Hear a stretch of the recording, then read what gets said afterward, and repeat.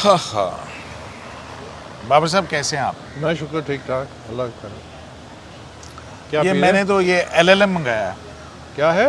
ये the bar and bench हाँ। का LLM है। ये LLM की डिग्री नहीं है क्योंकि ऐसी डिग्रियां बाद का जाली भी निकल आती हैं। मैंने बगैर पिए LLM कर ली 10 सालों से। अच्छा, ये आपने क्या लिया है बार एंड ये बेंच कॉफ़ी से? है, कॉफ़ी। इस कॉफ़ी का क्या नाम है? ये मुझे नहीं पता, मैं मुझे कॉफ़ी ज़रा चेक करें ना क्या है ये। Bar and the bench hot coffee है। कॉफ़ी का हाँ।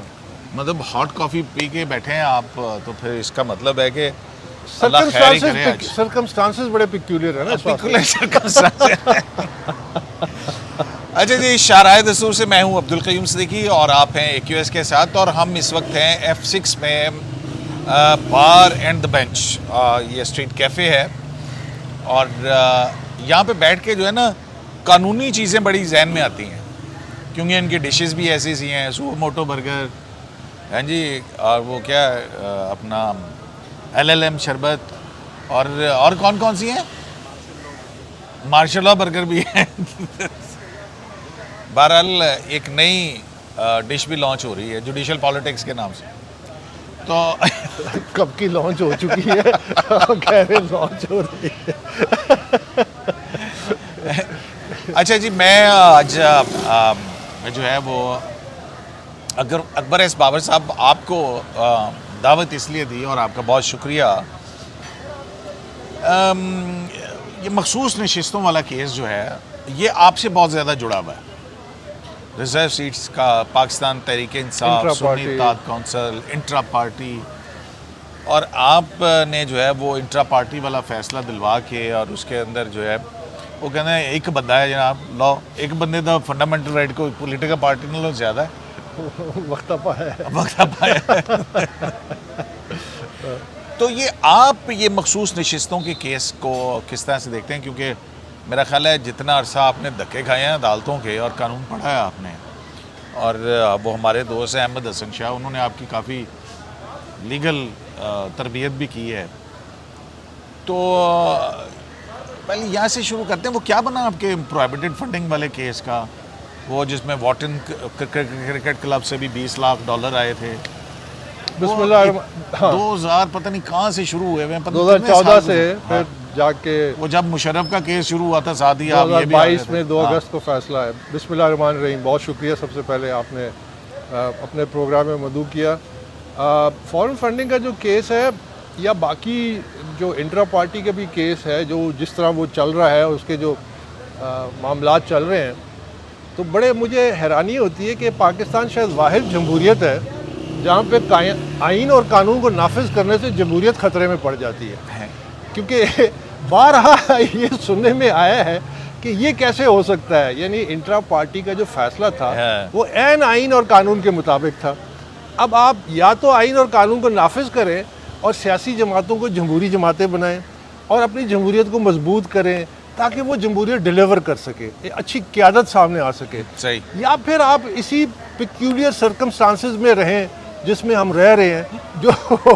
जो देखिए ना, पाकिस्तान में कौन सी, ये बार बार आप जो पिक्यूलियर सर्कमस्टांसेस की बात कर रहे हैं, ये मुझे रिमाइंड करवाता है अक्सरियती जजों का फैसला। 8 फाजिल जज साहबान सुप्रीम कोर्ट ऑफ पाकिस्तान में के, जिनमें मुस्तकबिल के 4 चीफ जस्टिस भी हैं, उनका जो शॉर्ट ऑर्डर है जिसकी रीजनिंग अभी तक नहीं आई है, और जस्टिस नईम अफगान और जस्टिस अमीनुद्दीन खान जो हैं उन्होंने तो जो कल फैसला लिखा है ना, तो वो कहते थे ना कोई पूछे तो कहना खान है तो अब हम कहें कोई पूछे तो कहना नईम अफगान और ये ऐसे ये अफगान और अमीनुद्दीन खान आए थे। ये जो डिसेंटिंग नोट है 2 मोहतरम जज हज़रात का, ये ऐसे ही है जिस तरह जब वो एक ज़माने में 1 पेज डॉक्ट्रिन होती थी, तो उसको जब श्रेडर मशीन में डाला तो ये इस नोट ने वो जो 8 मोअज़्ज़ज़ जज साहिबान का जो फैसला था उसको भी श्रेडर मशीन में डाल दिया। देखिए,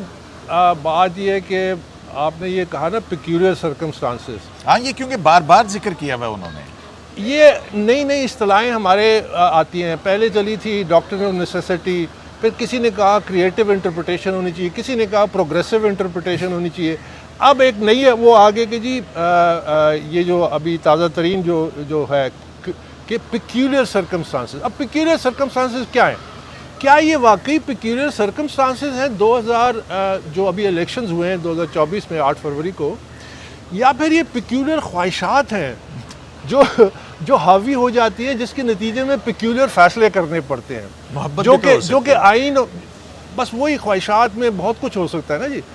तो क्योंकि फैसला जो होता है जो जज हजरात करते हैं और सबकी हम इज़्ज़त करते हैं, वो उनके सामने सिर्फ एक आइन होता है और एक कानून होता है, और बड़ा नैरो टनल विजन आप उसको कह सकते हैं। जो ही आप उसे हटते तो सिचुएशन पिक्यूलर हो जाती है, उसमें ख्वाहिशात भी आ जाती हैं, प्रेशर भी आ जाते हैं, बहुत सारी चीज़ें आ सकती हैं। अब अगर आप पिक्यूलर सर्कमस्टांसेस की आप बात करते हैं तो 2018 में जब आरटीएस बैठा वो भी पिक्यूलर था ना। बिल्कुल उसके था। बाद जब 80% जो पोलिंग एजेंट थे उनके दस्तखत नहीं लिए गए और नताइज का ऐलान कर दिया गया, पिक्यूलर थे ना। उससे पहले 2013 में जब इलेक्शन हुई, जब पीटीआई ने और फिर कमीशन बना और फिर 40 उसमें कम से कम निशानदेही की गई कि इन चीज़ों को इम्प्रूव करें, वो भी पिक्यूलियर थे, पिक्यूलियर सर्कमस्टांसेस। अब 2002 का इलेक्शन जो था वो भी बड़ा पिक्यूलियर था, 2002 का वो जनरल परवेज मुशर्रफ वाला। परवेज़ मुशर्रफ का। हाँ हाँ। उसका मैं आपको किस्सा सुनाता हूँ कि पिक्यूलियर सर्कमस्टांसेस का। अच्छा, ये उन दिनों की बात है जब आप पाकिस्तान तहरीक इंसाफ के अंदर अकबर एस बाबर, इमरान खान का दायां बाजू हुआ करता था। हाँ, ये उसी वक्त की बात है। अच्छा, और उस वक्त ये था कि ज़ाहिर है कि वो जो रेफरेंडम था, इसकी आप हल्का कर दें इसको। रेफरेंडम जो था उसमें कुछ तवक्कुआत पीटीआई के फाउंडिंग चेयरमैन ने बिल्ड की थी कि उनको वज़ीर आज़म बनाया जाएगा, उसके नतीजे में कि उन्होंने जनरल मुशर्रफ के रेफरेंडम की हिमायत की है।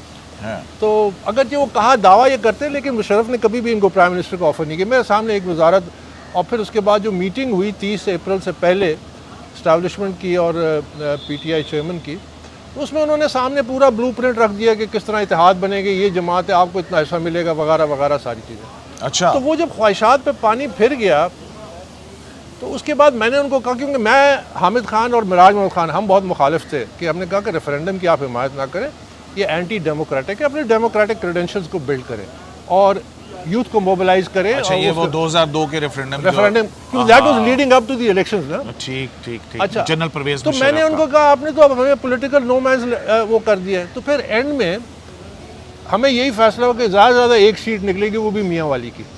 वो भी शायद हम कंटेस्ट ना करते अगर पीटीआई के जो फाउंडिंग चेयरमैन के जो स्पिरिचुअल वो थे, क्योंकि मेरे सामने ये हुआ, मियाँ बशीर उनका नाम था, अल्लाह बख्शे, वो फौत हो चुके हैं। तो आखिर में उन्होंने इमरान उसको, खान साहब के रूहानी मुर्शिद, उनको उन्होंने फ़ोन किया कि मैं की करा, ये तो हालात ऐसे हैं कि हम तो अब कहीं के भी नहीं हैं। तो उन्होंने कहा अब तूने कागजात जमा करा दिए हैं तो इलेक्शन लड़ ले, ज़्यादा एक सीट आनी है। मेरे सामने ये बात हुई, हम मियाँ वाली से वापस आ रहे थे।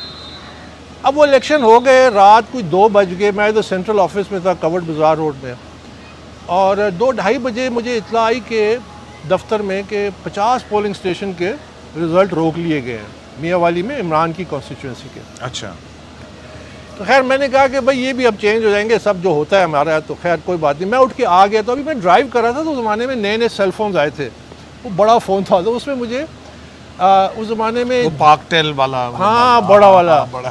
तो जियो नया नया आया था। उससे पहले वो ARY1 programme doctor Shahid Masood का बहुत चलता था, बिल्कुल, वो वो बड़ा लाइव ट्रांसमिशन चल रही हाँ। थी।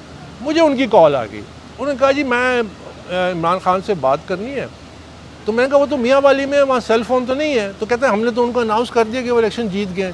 मैंने कहा वो जीते नहीं है, वो 50 पोलिंग स्टेशन का रिजल्ट उन्होंने रोका हुआ है और वो चेंज हो जाएगा सुबह तक, अच्छा, वो नहीं जीतेंगे। कहते ये आप लाइव ऑन एयर कह सकते हैं? मैं कह देता हूँ। ये मेरा पहला लाइव इंटरव्यू है कि मैं गाड़ी में ब्लू एरिया में ड्राइव करके घर की तरफ जा रहा हूँ 2:30-3 बजे। मैं सारा किस्सा बता दिया। खैर वो वक्त गुजर गया। 2-3 दिन बाद, क्योंकि इमरान को मैं रोज़ाना पिक करके दफ्तर जाते थे, तो जब मैंने उसको पिक किया तो मुझे कहते हैं कि अकबर ये मियाँ वाली की सीट तूने मुझे दिलाई है। अच्छा, मैं कोट अनकोट हल्फन कह रहा हूँ। हाँ। तो वो अभी भी इधर ही है, दूर नहीं है उससे आप वेरीफाई कर सकते हैं। नहीं, वो तो उधर बड़ी दूर जाना पड़ेगा नहीं, इतना दूर नहीं है, खैर रास्ते बन जाते हैं। तो मुझे कहता है ये सीट तूने मुझे दिलाई। मैंने कहा मैंने आपको कैसे दिलाई है? खैर अच्छा। मुझे पता है कि ग्राउंड पे हफीजुल्लाह नियाजी था, 6 महीने पहले बैठ गया, उसने ग्रास रूट में काम किया, पॉलिसी मीडिया सारा मैंने संभाला हुआ था चंद लोगों के, तो वो तो अपनी जगह मेहनत थी, लेकिन मैंने कहा मैंने कैसे सीट दिलाई। कहते हुआ ये कि जब हफीजुल्लाह नियाजी गया रिटर्निंग अफसर के पास, 2-3 दिन बाद जाना पड़ता है, कागजात जमा कराते हैं कि इतने फंड्स फाइनेंसेस ये हमारे तरफ से खर्च हुआ। तो कहते जब वो गया तो उसको रिटर्निंग अफसर ने कहा कि आपने हमारे साथ अच्छा नहीं किया। तो हफीजुल्लाह ने कहा कि भाई क्या अच्छा नहीं किया। तो वो कहते जी कि रात को यहाँ हज़ारों लोग आ गए थे, वो मुझे भी और दफ्तर को भी आग लगाने पे तैयार थे, हमें लिंच करने के लिए तैयार थे कि रिज़ल्ट अनाउंस करो। कहते मैंने रिज़ल्ट अनाउंस कर दिया कि इमरान खान जीत गया मियाँ वाली से। कहते आधे घंटे बाद मुझे गवर्नर पंजाब जनरल मकबूल का फ़ोन आया, खालिद मकबूल का, कि इमरान का रिज़ल्ट तो नहीं अनाउंस किया। तो उसने कहा जी मैंने तो कर दिया, इधर तो मॉब आ गया था मुझे लिंच करने, तुम्हें किसने इजाज़त दी थी कि तुम अनाउंस कर दो। अब मैं आपको पिक्यूलियर सर्कमस्टांसेस बता रहा हूँ कि आज कोई नई बात नहीं है, पाकिस्तान में हर इलेक्शन में पिक्यूलियर सर्कमस्टांसेस में होते हैं। तो कहते हैं वो जो तूने लाइव गया टीवी पे और तूने वो सारा ऐलान कर दिया कि इसके रिजल्ट चेंज हो जाएंगे, उसकी वजह से लोग देख रहे थे, तो मियाँ वाले लोग आके जमा हो गए रिटर्निंग अफसर के रिजल्ट अनाउंस करो। कहते हैं इस तरह मेरा रिजल्ट आउट हुआ, वरना ये सीट मुझे ना मिलती, ये तूने मुझे दिलाई है। ये इमरान खान ने आपको, ये उसके अल्फाज हैं। अच्छा, ये उसके अल्फाज। कहने का मकसद ये है कि पिक्यूलियर सर्कमस्टांसेस जो हैं ये पाकिस्तान के हर इलेक्शन में होते हैं। इस वक्त पिक्यूलियर ख्वाहिशात हैं जो फैसले पे हावी हो रही हैं। देखिए ख्वाहिशात कैसे? देखिए हमारे यहाँ जिसे मैं बोनापार्टिज्म कहता हूँ ना, जुडिशल बोनापार्टिज्म है कि आप बोनापार्ट कौन था? ये नेपोलियन बोनापार्ट था ना, कि अच्छा, वो नेपोलियन जोरे बाजू से चंद लोग इकट्ठे होके अपने फैसले मनवाते थे माशरे पे। तो ये जो मामला है इस वक्त जो नज़र आ रहा है, क्योंकि देखिए 12 जुलाई को जब ये फैसला ऐलान हुआ, मैं उन चंद लोगों में से हूँ जिसने चंद घंटे बाद अपना वीलॉग रिकॉर्ड किया कि ये मावरा आइन और मावरा कानून है। बिल्कुल सही, ठीक है। और यही आज 2 जज साहिबान कह रहे हैं। जज साहिबान यही कह रहे हैं। अब कोई पूछे तो कह रहे हैं नईम अफगान और अमीनुद्दीन खान आए थे।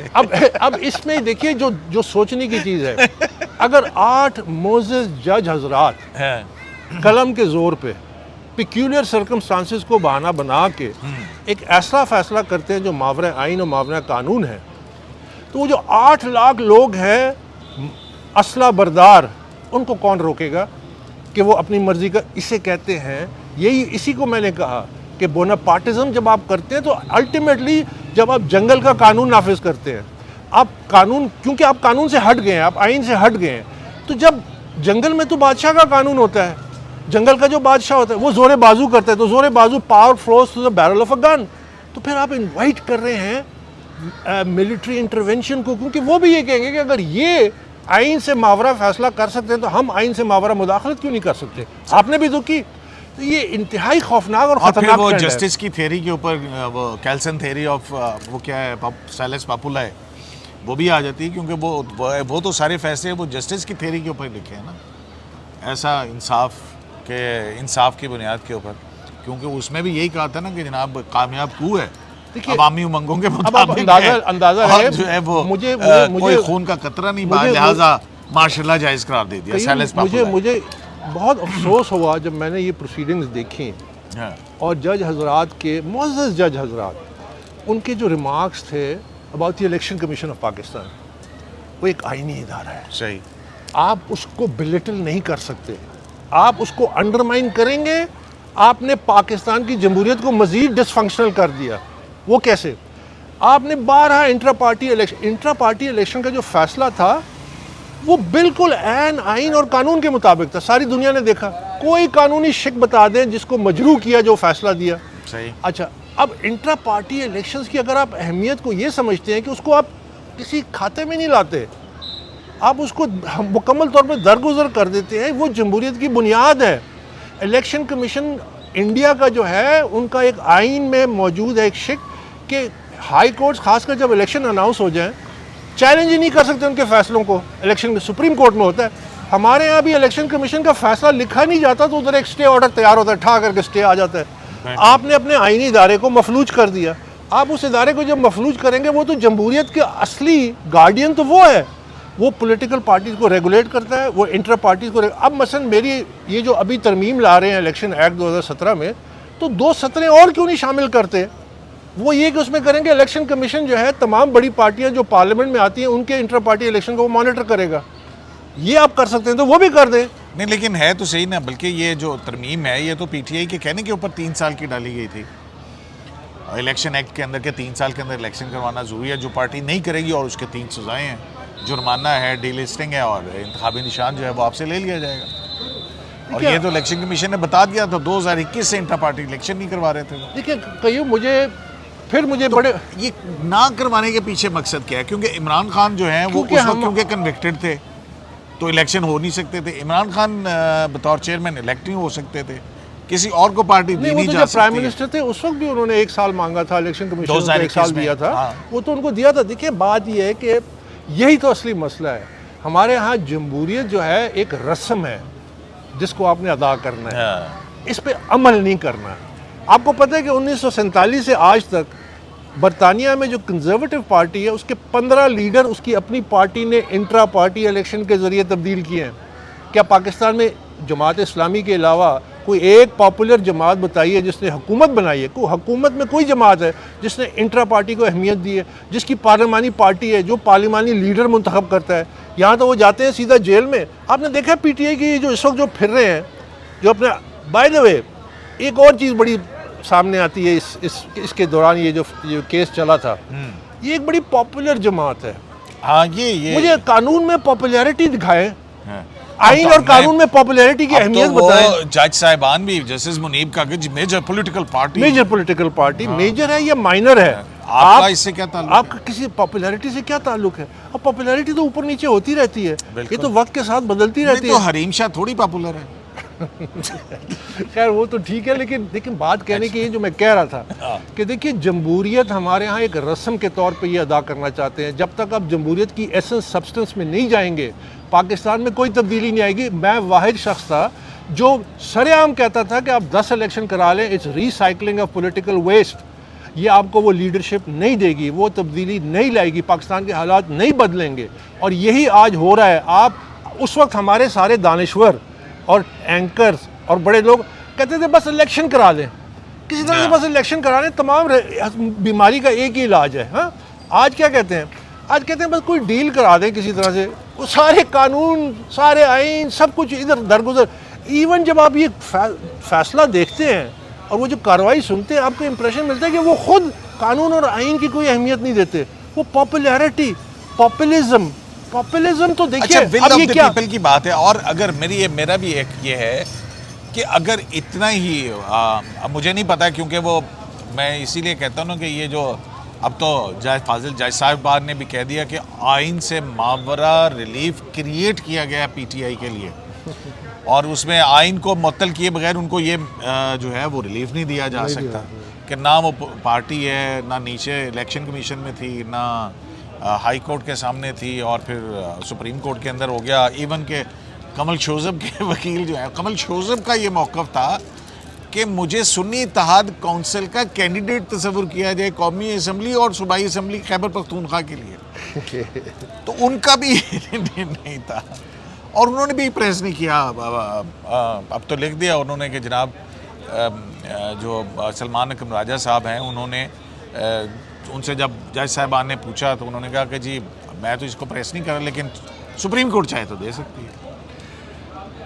कहीं देखिए ये जो इस वक्त जो हमारे मुश्किलात है ना, ये मैं पब्लिकली कह चुका हूँ कि ये वक्त आ चुका है कि आपको जुडिशरी की रिफॉर्म्स करनी पड़ेंगी और उसके लिए अगर आपको कोई आइनी तरमीम करनी पड़ती है, जो जजों को हायरिंग का तरीक़ाकार है। ये आइनी तरमीम की बात ना कीजिएगा वरना कहीं खौफ की लहर दौड़ जाती है।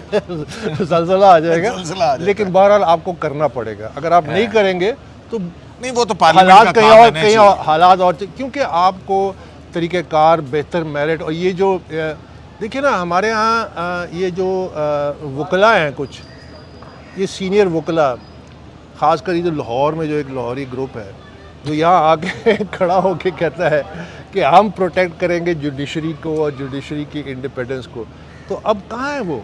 कहाँ थे वो जब ऐसे ऐसे इल्ज़ामात जजेस पे लगे और उनको जो धमकियाँ दी गई उन पे? वो किधर हैं? वो क्यों खामोश हैं?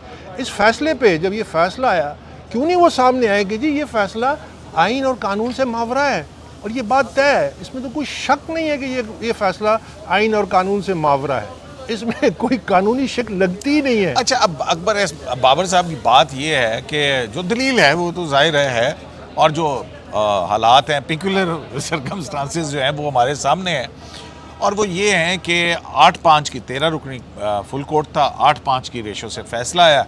फैसला तो अक्सरियत का ही एक्सेप्ट होगा ना जी, ठीक है।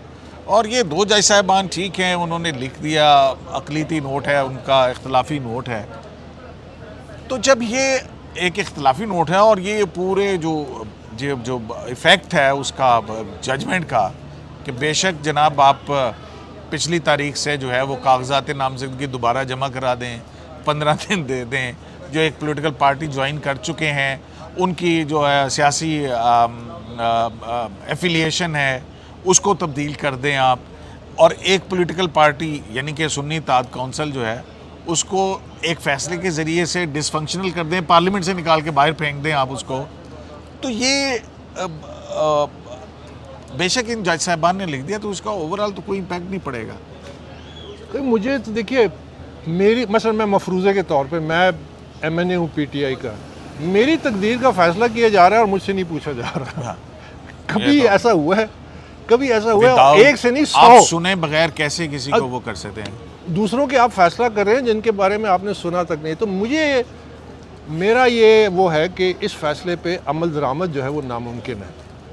उस पे जो कानूनी रुकावटें हैं, आइनी, कॉन्स्टिट्यूशनल और डिफरेंट फोरम्स हैं, वो जब सामने आती जाएंगी तो इस पे अमल दरामद मुमकिन ही नहीं है। इस पे ओवरऑल नज़रसानी की ज़रूरत है। पार्लियामेंट का मतलब नेशनल असम्बली का सेशन भी है, मंडे को है, और सेनेट भी बुला लिया गया।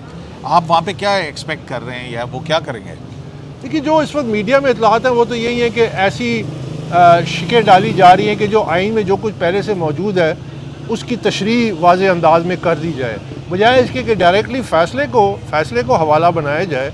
ऐसी तशरीह होगी जो पहले से कवानीन मौजूद हैं, ताकि वो जो फैसला है जो वो है ख़त्म हो जाए और फैसला बेसिकली डिसफंक्शनल हो जाए। इससे पहले भी तो वो जो जून कौन सा था जो पंजाब 90 दिन के दिन इंतखाबात कराने दुख की बात क्या है कि लेकिन उसमें भी जो है जजेस का जो है ना, देखिए उसमें जो आपने वो बात की है ना, उसमें मुनीब अख्तर साहब ने लिखा था कि मिनिमम डिविएशन हो सकती है। अब सुप्रीम कोर्ट ने कहा कि आइन 90 दिन कहते हैं, उन्होंने कहा मिनिमम डिविएशन हो सकती है।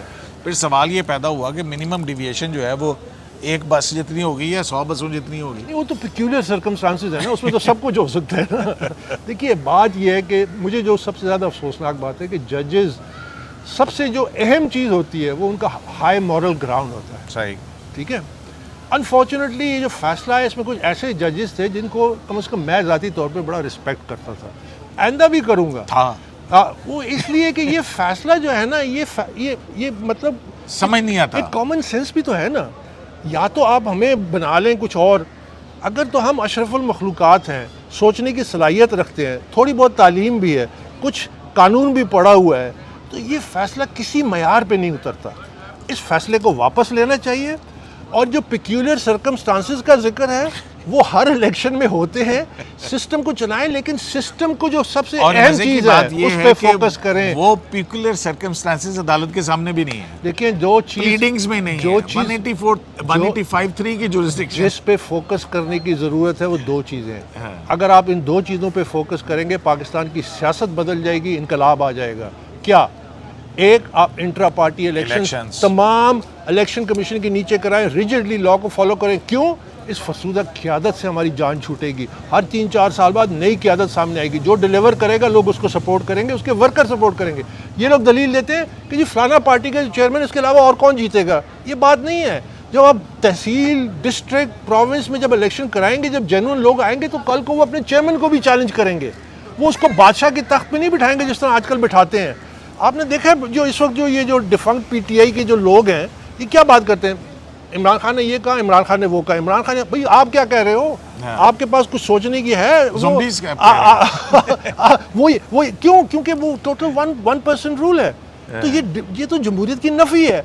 आपने जमहूरियत को यहाँ मुल्क में नाफिज करना, एक ये करना। दूसरा, आपने फंडिंग के कवानीन, देखिए फॉरेन फंडिंग का जो केस है अगस्त 2 2022 से पड़ा हुआ है, 70 सफ़ों का केस है। उस पर साबित हो गया कि एक जमात जो कि पॉपुलर जमात है, उसकी जो आला क़यादत है, उसने इलेक्शन कमीशन से झूठ बोला, उसने जो फंडामेंटल कवानीन है फाइनेंसिंग के उसको वायलेट किया, संगीन तौर पे वायलेट किया। गैर मुल्कियों की फंडिंग हुई और इंडियंस की फंडिंग हुई, ठीक है। ये बड़े, इसके कानून बड़ा सख्त है। आपका कानून क्या कहता है, ये मैं नहीं प्लीड कर रहा, आपका कानून 3 चीज़ों पे कहता है सियासी जमातें नहीं कर सकती। एक, कि वो सोवरेनिटी के ख़िलाफ़ काम करें। 2, वो दहशत गर्दी में मुलविस हो। 3, कि वो फॉरेन एडेड हो। फॉरेन एडेड की वो डेफिनेशन क्या करते हैं, वो कहते हैं कि जी कोई गैर मुल्की फंड पार्शल फंडिंग भी नहीं कर सकता। ये जब सब कुछ साबित हो जाए, और अभी तक आपने वो जो तमाम आला ओहदों पे जो पीटीआई के लोग थे उनके खिलाफ कोई कार्रवाई नहीं की, तो कहाँ पड़ा है तो आपका केस? वो इनफील्ड है, उस पर अमल नहीं हो रहा। उसको चैलेंज किया पीटीआई ने। हाँ। Larger bench of Islamabad high court के सामने 3 मोअज़्ज़ज़ जज साहिबान बैठे और 2 फरवरी 2023 को उन्होंने पीटीआई की जो पिटीशन थी वो डिसमिस कर दी। तो वो फील्ड में मौजूद है, लेकिन इसमें हुकूमत भी जिम्मेदार है, इदारे भी जिम्मेदार हैं, जुडिशरी भी जिम्मेदार है कि कानून को नाफिज करें। अब मैं आपको एक और बात बताता हूँ जिस तरफ फोकस करना चाहिए हमारी जुडिशरी को, कि 2014 से पाकिस्तान में बलवे हो रहे हैं, स्टेट पे हमले हो रहे हैं, जुडिशल कॉम्प्लेक्स में हमले हो रहे हैं, पुलिस पे 55 लोगों को ज़ख्मी किया, इधर धरने के दौरान एसएसपी को ज़ख्मी किया, पार्लियामेंट पे हमला, पीटीवी पे हमला, एक शख्स को सजा हुई है अभी तक। इसका मतलब है कि पाकिस्तान में रिट ऑफ द स्टेट नहीं है। जिस मुल्क में रिट ऑफ द स्टेट ना हो ना, कानून नाफिज ना होता हो, तो वो फिर रियासत की को वजूद कैसे रहता है? रहता ही रिट ऑफ द स्टेट है। जब आप इस तरफ फोकस करें, हमारी जो जुडिशरी है उसको मैं कहता हूँ कि इस पे फोकस करें कि कहाँ है वो कबाहत कि कानून नाफिज नहीं हो रहा, रिट ऑफ द स्टेट कायम नहीं हो रही। अमेरिका बरतानिया में क्यों रिट ऑफ द स्टेट कायम होती है? अगर अमेरिका में जब कैपिटल हिल पे हमला होता है, एक को पकड़ के 14 साल कैद देते हैं। बट अभी कल की खबर आप पढ़ें कि कौन सा मुल्क है यूरोपियन, उसने कहा 24 घंटे में अदालतें खुली रखेंगे। उन्होंने ऐलान कर दिया हम 24 घंटे कि जिसने बलवा किया, जिसने कोई तोड़फोड़ की, हम उसको सजा दिलवाएंगे। क्यों? क्योंकि जब रिट ऑफ द स्टेट कायम होती है तो इसमें जुडिशरी और different organs of the state को इकट्ठा होके एक दूसरे के सामने नहीं खड़ा होना चाहिए, एक दूसरे के एडवर्सरी नहीं बनना चाहिए, अपनी बोनापार्टिज्म नहीं करनी चाहिए कि नहीं हम ज़्यादा पावरफुल हैं, हम अपना फैसला करेंगे, हम साबित करेंगे हम ज़्यादा पावरफुल हैं। इससे किसी को कख नहीं बचेगा। बहुत शुक्रिया अकबर बाबर साहब का। आपका मगरिब की अजान भी हो गई और द बार एंड बेंच की लाइटें नहीं जली, अब जल गई हैं। तो देखें कितना टाइमली हमने जो है वो लाइट जलाई है। ये पिक्यूलर सर्कमस्टांसेस हैं। तो जनाब ये LLM है, ये लॉ की डिग्री नहीं है, ये मशरूब है, क्योंकि लॉ की डिग्री जाली भी निकल आती है। तो अकबर एस बाबर साहब से हमने ये बात की। ये एक पॉलिटिकल एंगल है जो अदालती फ़ैसले हैं उस हवाले से देखने से। अकबर एस बाबर बहुत अरसे से एक लड़ाई, कानूनी लड़ाई लड़ रहे हैं। एक बात कहना चाहता हूँ। जी जी बिल्कुल, हुक्म, बस जल्दी कर लें। वो जल्दी से कहता हूँ। हाँ। देखिए ना, ये जो पॉपुलिज्म की बात करते हैं ना, बड़ी पॉलिटिकल पार्टी है, बड़ी पॉपुलर है। याद रखिए कि पीटीआई की इस वक्त जो पॉपुलैरिटी है उसकी बड़ी वजह मुस्लिम लीग नून और पीपल्स पार्टी की नाकाम सियासत है।